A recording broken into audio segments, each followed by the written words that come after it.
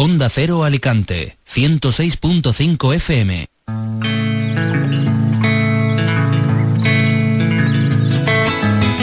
En Onda Cero Alicante, Empresarios con Buena Onda, con Lola Torrent.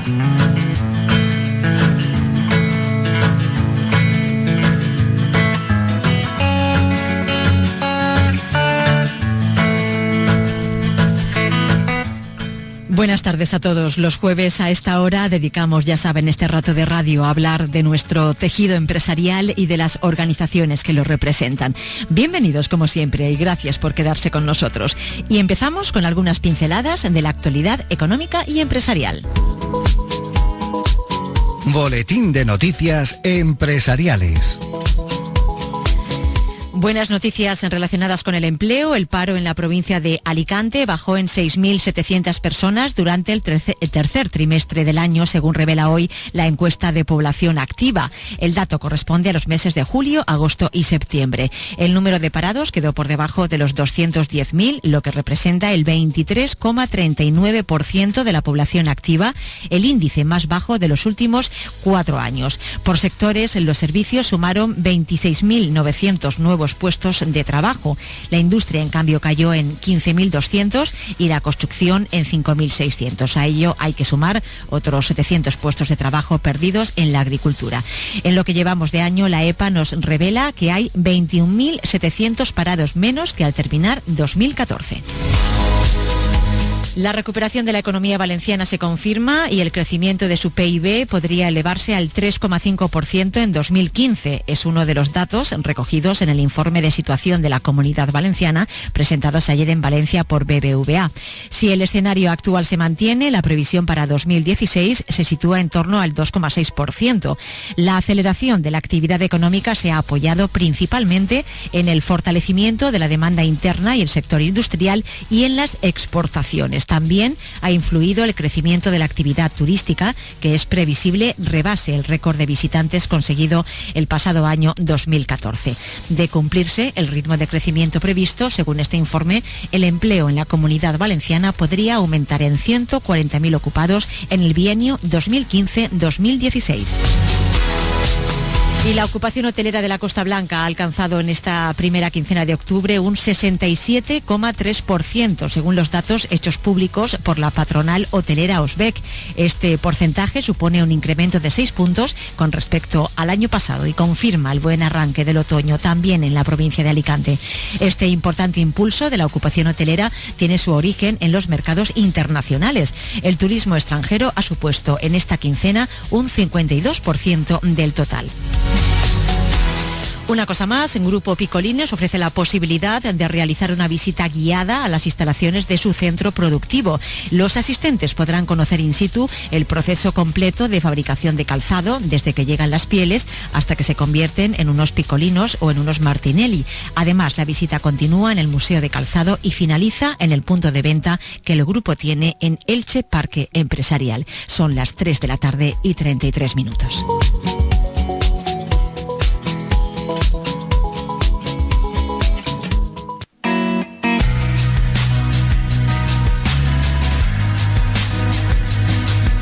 Nos asomamos ya a nuestro rincón del asesor. Nuestra primera consulta tiene que ver con las sociedades laborales.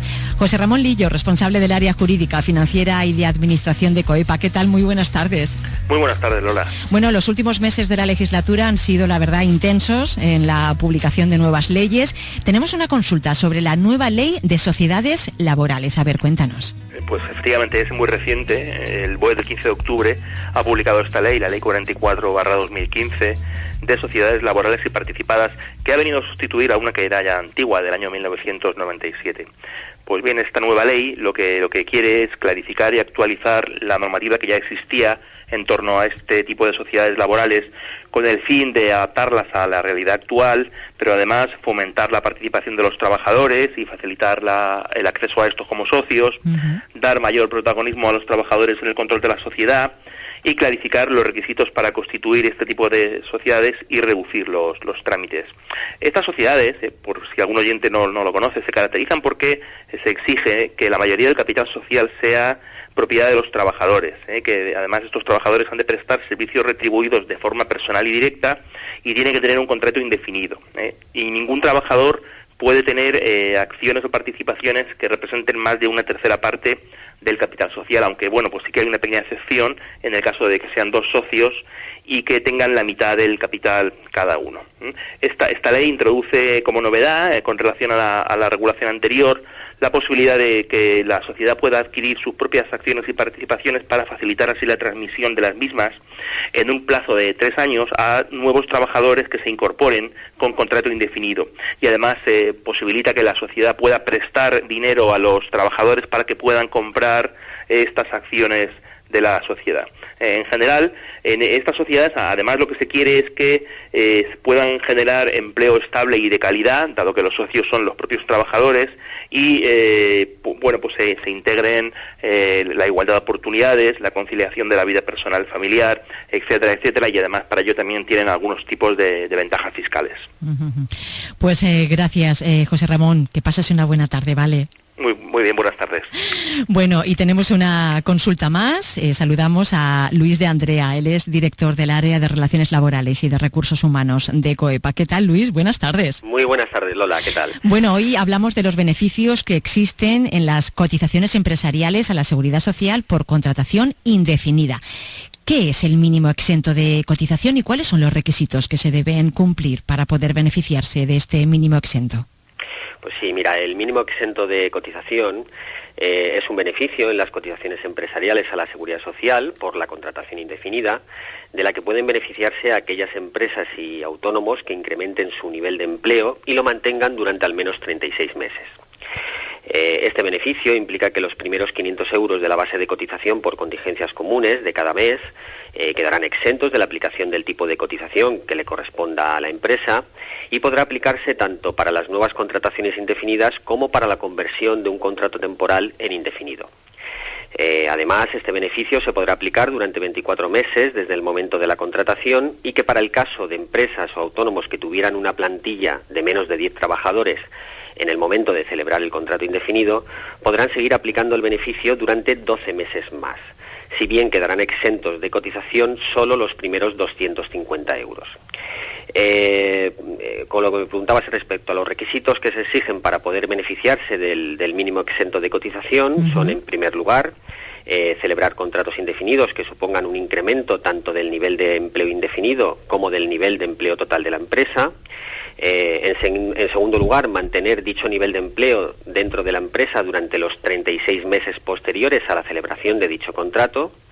En tercer lugar, no haber realizado despidos colectivos que hayan sido declarados no ajustados a derecho o despidos individuales declarados improcedentes en los 6 meses anteriores a la contratación indefinida. Por otro lado, hallarse al corriente en el cumplimiento de sus obligaciones tributarias y de seguridad social. Y por último, no haber sido excluido de acceso a los beneficios en esta materia por haber cometido alguna infracción en materia de empleo y de seguridad social. Y una cosa más, ¿qué plazo tienen las empresas y autónomos para contratar utilizando este mínimo exento de cotización, Luis? Sí, pues mira, el mínimo exento de cotización será aplicable a todos los contratos indefinidos que se celebren entre el 1 de marzo de 2015 y el 31 de agosto de 2016. Menudo plantel de asesores tenemos, ya ven. Gracias, Luis, como siempre. Muy buenas tardes. Gracias a ti, Lola. Buenas tardes. Y ya saben que pueden dejarnos sus consultas en la siguiente dirección de correo electrónico: asesorondacero@gmail.com.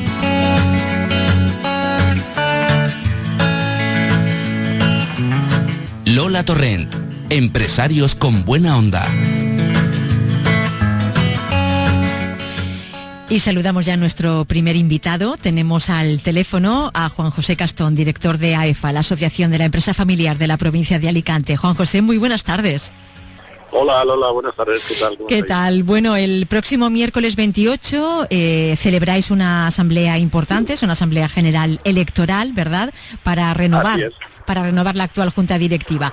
Se ha presentado una única candidatura liderada por el actual presidente de AEFA, Francisco Gómez. Juanjo, cuéntanos. Andreu, eso es, sí, del Grupo Marjal. Bueno, la verdad es que tocaba, han sido 4 años los que lleva Paco de presidente de la Asociación de la Empresa Familiar de Alicante. Correspondía por los periodos, por los plazos que fijan los estatutos y la normativa por la que nos regimos, el volver a convocar estas elecciones para el puesto de presidente. Y lo cierto es que, bueno, que al final se haya presentado una sola candidatura, pues es ya de por sí una satisfacción para todos nosotros, puesto que es de alguna manera un refrendo de los asociados de la asociación, de los miembros de la asociación, a la labor que viene desarrollando durante todo este tiempo. ¿Quiénes forman parte de la candidatura? Porque una de sus características, ya lo hemos comentado en alguna ocasión, es la paridad, ¿verdad?, entre hombres y mujeres empresarias. Efectivamente, uno de los objetivos que se ha marcado Francisco Gómez en esta nueva etapa de la presidencia es ese discurso que muchas veces no supera lo que es el plano del discurso, el plano del concepto de que haya una cierta igualdad en representatividad de hombres y mujeres en los puestos directivos de las empresas. Bueno, pues dar ejemplo como asociación de empresarios que somos, trasladando a lo que es la estructura organizativa de la asociación, esa paridad entre hombres y mujeres, pero sin que sea algo artificial, porque realmente en el tejido empresarial alicantino, en las empresas familiares alicantinas, son muchas las empresas que son dirigidas, son presididas por mujeres. Entonces realmente lo que hemos hecho ha sido trasladar la realidad, esa presencia femenina en los órganos directivos de las empresas alicantinas, a la estructura organizativa de la asociación. Esa es la principal novedad, por decirlo de alguna manera. Luego pues ha habido que ocupar las plazas que habían quedado libres dentro de la asociación, de la junta directiva de la asociación, y algunas personas que han repetido. Bueno, en todas las elecciones, Juanjo, sean del tipo que sean, hay un programa, ¿verdad?, un programa electoral. ¿Qué destacarías de él? Hay una cierta vocación de continuidad, imaginamos.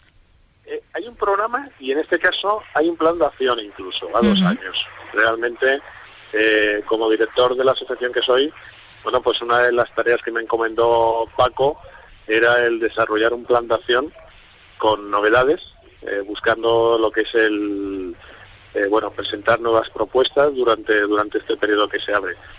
Fundamentalmente, una de las principales medidas que se decidió y que en ese plan de acción viene, nosotros este año que celebramos nuestro 20 aniversario, pues realizamos unos encuentros mediterráneos de empresa familiar, que era algo que nació con el objetivo de convertirse en una actividad singular por ese 20 aniversario que celebrábamos, y sin embargo, gracias al éxito que ha tenido y porque creemos que puede tener bastante recorrido por esa función de buscar interrelación con empresarios del área mediterránea, con empresarios familiares del área mediterránea, pues es uno de los objetivos que tenemos para de continuidad.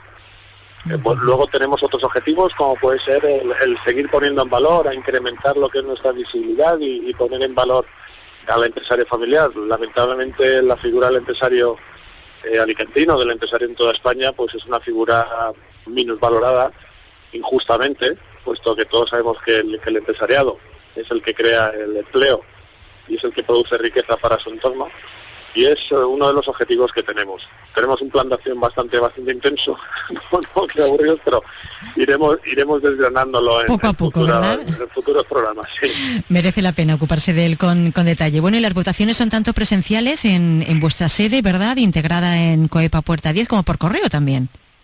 Sí, bueno, efectivamente las votaciones las llevamos ya trabajando desde antes del verano. Se abre un periodo electoral en el cual se permite que se presenten candidaturas de manera, como no podía ser de otra forma, de manera democrática, abierta, con transparencia, y efectivamente se admite tanto el voto por correo. Lo que sucede es que al final, en lugar de hacerlas en la sede de la asociación, las vamos a hacer en el Hotel Meliá, porque con posterioridad a las 11 tenemos una actividad, y entonces en la que colaboramos con la Asociación para el Progreso de la Dirección, con APD, Y bueno, entonces pues buscábamos también que los asociados pues no tuvieran que desplazarse de un sitio a otro, con lo cual hemos cambiado. Esto es una información de última hora. Pues mira, precisamente íbamos a aprovechar que te teníamos al teléfono, Juan José, para abordar precisamente esa cuestión, porque bueno, sabemos que ese día 28 también celebráis la jornada, a ver, bajo el título, a ver si lo digo bien, Tiempos de cambio en la empresa familiar, programando los negocios y la sucesión. ¿Es así? Bueno, sí, nosotros lo que estamos haciendo es hay una asociación a nivel nacional, que es la Asociación para el Progreso de la Dirección. Nosotros colaboramos, tenemos una gran suerte y se convierte en una herramienta muy importante el colaborar con otras asociaciones, entidades, organizaciones empresariales de todo el territorio nacional. Con APD hemos colaborado en alguna actividad y en esta ocasión pues solicitaron nuestra colaboración en esta actividad que tú acabas de mencionar, que se celebra el mismo día 28 también a las 11 de la mañana. Bueno, pues con esta actividad lo que se quiere abordar es esa situación actual, ese contexto en el que vivimos de incertidumbre, y que en el caso de la empresa familiar lo que era un elemento recurrente, porque como tú sabes y alguna vez hemos tenido ocasión de hablar, las empresas familiares, uno de los elementos a los que se enfrentan es el de su sucesión, sí. el continuar de una generación a otra. Pues es un tema que queremos abordar desde una puesta en escena, no solamente con empresarios que nos cuenten sus buenas prácticas, sino también con despachos, con consultoras, que nos de alguna manera releven las claves de este proceso. Y eso es lo que perseguimos, que en periodos de incertidumbres como el que vivimos actualmente, en todos los aspectos, en aspecto social, económico, político, bueno, pues qué medidas, qué estrategias, qué claves son las que el empresario familiar debe poner el acento para hacer frente al relevo generacional. Sí, porque la verdad, el tema de la sucesión, como decías, y también de programar ese momento, ¿verdad?, es una de las cuestiones en las que más os volcáis desde AEFA en vuestra programación de acciones formativas. Bueno, de hecho, vamos a ver cómo en breve la política europea va a poner el acento sobre la empresa familiar, porque aunque esto es algo que de sobras es por todo conocidos, la cuestión generacional en las empresas familiares, la relevancia de este aspecto, puesto que muchísimas, sabes que siempre nos manejamos con la cifra de un 70, de un 90% sí. En función de la localidad, de la zona geográfica, del tejido empresarial, son empresas familiares. Pues la Unión Europea, desde un tiempo a esta parte, viene realizando análisis, poniendo el acento en la empresa familiar. Puesto que en los últimos años hubo un estudio que surgió en el mes de septiembre del Comité Económico y Social de la Unión Europea, que decía que había identificado que un número de empresas que no habían podido realizar, a nivel europeo te hablo, correctamente la sucesión, que no habían podido superar ese momento de relevo generacional, con modelos de negocio válidos, con modelos de negocio de éxito, el no poder superar ese momento de relevo generacional había originado su desaparición y consecuentemente la pérdida de empleo.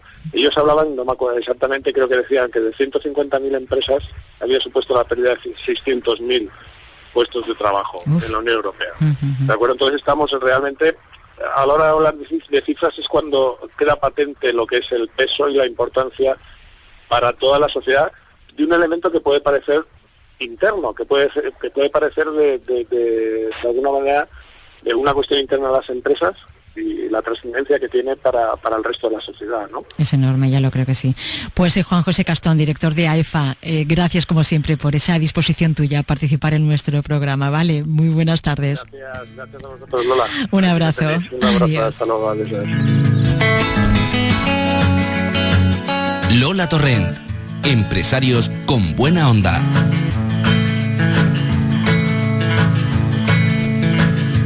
3 de la tarde y 48 minutos, seguimos en directo en la sintonía de Onda Cero y tenemos más invitados. Se encuentra con nosotros en el estudio Juan Miró, él es responsable de la asesoría técnica de APEME, la Asociación Provincial de Empresarios de Montajes Eléctricos y Telecomunicaciones.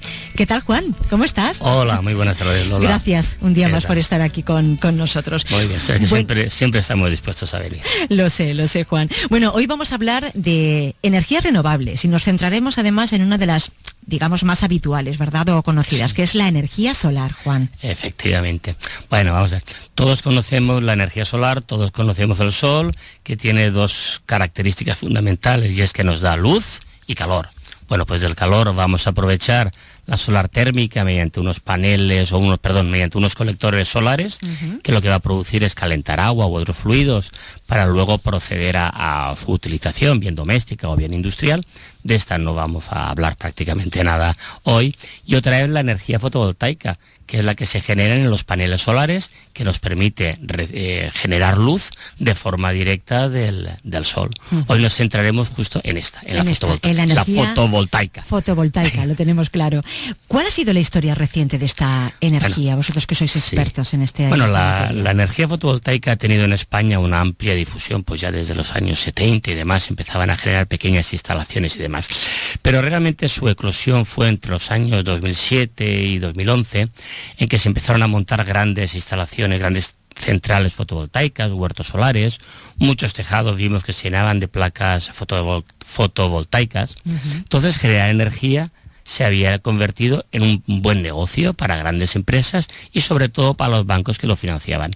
Con la famosa llegada de la crisis a finales de los años 2011 y en ese sector concretamente en el final del 2011 y principios del 2012 se produce un parón importantísimo y se ve obligado a hacer una reordenación de todo este sector. Y entonces lo que inicialmente era un negocio que funcionaba muy bien. ¿Rentable? Muy rentable. Dejó de ser negocio, dejó esa rentabilidad y ahora algunos usuarios están teniendo francos problemas para poder amortizar sus instalaciones porque han cambiado muchísimas cosas. Como se han hecho, como en los medios de prensa y demás, se ha comunicado repetidas veces, reducción de horas solares y todo este tipo de cosas. Dime una cosa, Juan, independientemente de estas grandes centrales que se montaron como negocio, ¿cada uno de nosotros se podría producir parte de la energía que consumimos? Sí, la respuesta es rotunda, la respuesta es sí. Una de las grandes ventajas de esta energía es que efectivamente el sol llega a todos los lugares y entonces desde todos los lugares se puede producir energía eléctrica y consumirla. Lo único que necesitamos es un espacio con el máximo de tiempo de horas de sol, unas placas solares fotovoltaicas, un inversor, que es un aparato electrónico como los transformadores que ahora nos recargan todos los móviles, un poquito más grandes, y por supuesto unas protecciones eléctricas para que esta energía producida se pueda consumir en nuestra instalación de forma segura. Y para ello, lógicamente, siempre deberemos de contar con un buen profesional, y sabemos que en APM están los buenos profesionales, porque para eso lo dice nuestro eslogan de somos tus profesionales, lo aprendí. Bueno, recientemente en los medios de comunicación, pues venimos hablando del llamado impuesto al sol, ¿vale?, instaurado por el gobierno. Vamos a intentar entenderlo con tu ayuda, Juan, que sois expertos en energía. ¿Qué es? ¿En qué consiste? Sí, vamos a ver. El pasado 9 de octubre, festivo aquí en la Comunidad Valenciana, el gobierno aprobó en su Consejo de Ministros este Real Decreto. Un Real Decreto que llevaba en cocina del Ministerio durante más de 2 años. Se publicó al día siguiente, prácticamente el sábado día 10. Este decreto lo que hace es regular las instalaciones de autoconsumo. Pero, ¿autoconsumo qué es eso? Pues lo de la energía solar fotovoltaica. Yo me genero mi luz y yo me consumo mi propia luz, de la palabra autoconsumo. Autopropio y consumo, pues el consumo que realizamos. Pero ¿qué ocurre? Todos estamos en contra de este Real Decreto, desde comunidades autónomas, asociaciones profesionales, colegios profesionales, asociaciones de usuarios, hasta los 18 partidos restantes que conforman el espectro político español, se han unido y están en contra de este Real Decreto. Dicen que lo derogarán si llegan al gobierno. Vamos a ver si es verdad. Porque aquí nos encontramos con lo que muchas veces ocurre con las disposiciones legislativas. Bueno, con las disposiciones legislativas y lo que nos dicen nuestros políticos. Según el Ministerio, el objetivo suyo es potenciar la generación distribuida y el uso de las energías renovables. Pero la realidad de este decreto es que nos añade trabas de tipo técnico y de tipo administrativo a este tipo de instalaciones. Y además nos incorporan una serie de impuestos, que es lo que coloquialmente habremos estado oyendo desde finales de verano, inicios de verano, el impuesto al sol, que consiste en tener que pagar un impuesto por parte de todos aquellos usuarios que quieran generar y consumir su propia energía. Y es muy lamentable tener que pagar algo que es lo que uno está haciendo. La verdad es que hay cosas que cuesta un poco de entender y de explicar, por mucho que se... Sí, es un poco costoso. En fin. Entonces, Juan, a ver, yo quería preguntarte una cosa. ¿Qué podría costar una instalación pequeña de autoconsumo para una vivienda estándar? Sí, estamos hablando. Vamos a ver, teniendo en cuenta que la dificultad de hablar de precios sin ejecuciones concretas. Podemos hablar de que en una vivienda estándar, una vivienda media, vamos a intentar generar 500 vatios. 500 vatios es muy poca potencia, pero es una potencia suficiente para empezar a ir conociendo qué es esto de la energía solar fotovoltaica, porque cuando uno es usuario de una cosa es cuando realmente empieza a conocerla. Bueno, pues una instalación de unos 500 vatios puede costar aproximadamente, entre lo que son materiales, instalación y la legalización de toda esta instalación, aproximadamente unos 3.000 euros. De estos 3.000 euros vamos a poder obtener, digamos, una rentabilidad, nos va a generar una energía que transformada a euros nos dará entre los 200 o 220 euros al año. Esto sobre estos 3.000 euros viene a suponer, digamos, un rendimiento, una rentabilidad entre el 7 y el 9%, con lo cual podríamos tener la instalación totalmente amortizada con los ahorros entre 12 y 14 años. Ahora, esto es sin el famoso impuesto al sol que hemos comentado antes. Que ha venido a complicar un poco las cosas. Ha venido a complicarlo bastante. Porque con este impuesto al sol se nos iría esta amortización prácticamente casi a los 20 años. Tenemos en cuenta que la vida útil de la instalación está en el orden de los 25 años, pues pasaríamos de poder disponer de energía totalmente gratuita de 10 a 5. Fíjate. Claro, se por lo reduce cual, de forma importante. Importantísima, claro, mucho. ¿Qué entendemos que tenemos que hacer? Pues entre todos tenemos que intentar derogar este Real Decreto si queremos que efectivamente el autoconsumo, la generación distribuida y el uso de las energías renovables nos llegue a todos, claro. Porque si no va a resultar prácticamente imposible. ¿Y hay más limitaciones? Hay un montón de limitaciones en este Real Decreto. Son 44 páginas, pero todos es no, y hay que poner esto, lo otro, lo de más allá. Bueno, fíjate que para que un generador, el que produce la energía eléctrica, nunca va a poder conectarse a varios consumidores a la vez, con lo cual posibles instalaciones que tendríamos en comunidades de propietarios quedan automáticamente descartadas, porque solamente puede ser uno. Y habitualmente pues todos estamos en casa cuando no hay sol. Es decir, que una serie de electrodomésticos, una serie de elementos, tendremos que programarlos o reutilizarlos para ponerlos en funcionamiento en los momentos de que tengamos energía solar. Y esta cuestión limita mucho las instalaciones, además de que en las comunidades verticales pues siempre vamos a tener poco espacio, tenemos poco tejado para todos los que somos. Y es una cuestión importantísima el poder disponer de espacio para todo eso. Y finalmente, en cuanto a limitaciones, una muy importante. Las instalaciones existentes, que las hay, van a disponer de 6 meses para adaptarse totalmente a la nueva legislación, tanto a nivel técnico como a nivel administrativo, lo cual va a suponer un encarecimiento de las instalaciones bastante importante. Si es que tenemos que derogarlo antes de que pasen los 6 meses. Por si nos cabía alguna duda. Y muy rápidamente ya, Juan, esta tecnología desde luego no es nueva. ¿En qué situación se encuentra en otros países de nuestro entorno? Otros países de nuestro entorno se encuentran en una situación mucho más favorecida. No se han puesto tantas limitaciones, no hay tantos impuestos. En definitiva, están obteniendo energía de forma más barata, prácticamente gratuita, con lo cual la competitividad en muchas de las empresas les ayuda, es una medida de ahorro y de eficiencia energética en definitiva, porque consumimos menos y producimos exactamente lo mismo, y a nivel doméstico pues es un ahorro importante para todos nosotros, además de que revertiría directamente en la actividad económica de nuestro entorno. Como ya no podemos explicar mucho más todo esto, todos aquellos que estén interesados en estos temas de energía solar fotovoltaica, o bien como siempre a través de nuestros asociados de APM, los Somos Tus Profesionales, o bien directamente en la sede de APM en el 965-922-447, estaremos encantados de poderlos atender, Lola. Juan Miró, gracias como siempre por venir a aclarar ideas, a resolver dudas. Seguiremos contando contigo, ¿de acuerdo? Vale. Si nos dejas. Vale, por supuesto, siempre a vuestra disposición. Un abrazo. Hasta luego, buenas tardes. Y antes de marcharnos, abrimos nuestra agenda de actos. El próximo martes 27 de octubre en el Club Información va a celebrarse a las 6 de la tarde la jornada Experiencias de Cooperación, Exportación e Innovación para la PYME en Alicante, organizada por COEPA y la empresa Táctio.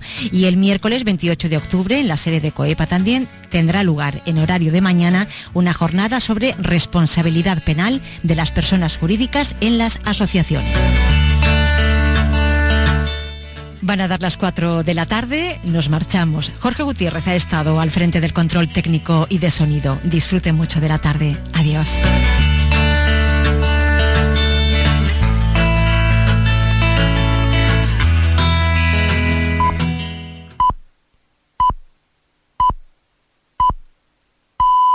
Las 4, las 3 en Canarias. En Onda Cero, Julia en la Onda. Julia Otero.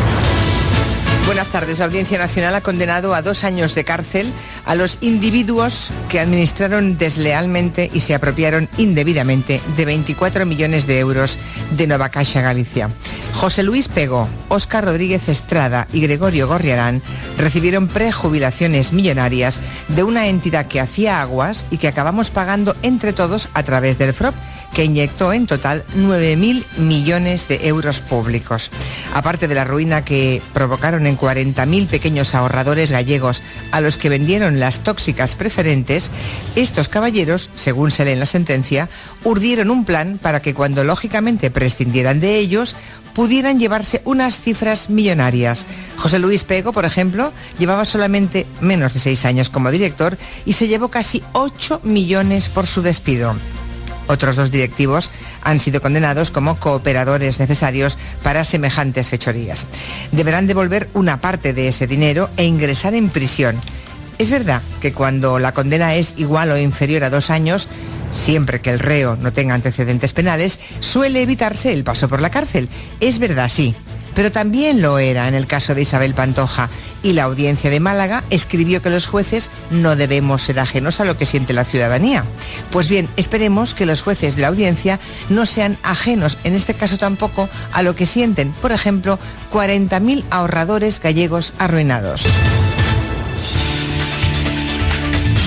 Repasamos la actualidad de la jornada con Rafa Noblejas. Muy buenas tardes. Hola Julia, buenas tardes. Noticia relevante del día es la encuesta de población activa correspondiente al tercer trimestre. Los datos señalan un descenso del paro de 298.000 personas entre julio y septiembre, con lo que el total de desempleados se sitúa en 4.850.000, un 21,18% de la población activa. Es la primera vez desde 2011 que bajamos de los 5 millones de parados. Además, el número de ocupados aumentó en más de 182.000 hasta un total de más de 18 millones de trabajadores. En este caso, estamos ante el mayor incremento en un tercer trimestre desde el año 2006. Eso es fundamental, porque eso ya nos garantiza completamente las pensiones, nos permite mejorarlas, nos permite aumentar la recaudación que se está produciendo ahora en España y, por tanto, mejorar. Bueno, se ha colado Mariano Rajoy.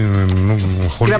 Íbamos a oírle a continuación, precisamente sí, haciendo, que eso que estábamos escuchando, haciendo balance de legislatura, teniendo en cuenta esos datos que favorecen al gobierno. Sí, es lo que ha hecho Mariano Rajoy. Llegaba al Congreso del Partido Popular Europeo y el presidente valoraba como una muy buena noticia el descenso del paro y el aumento de la ocupación. Destacaba, sin embargo,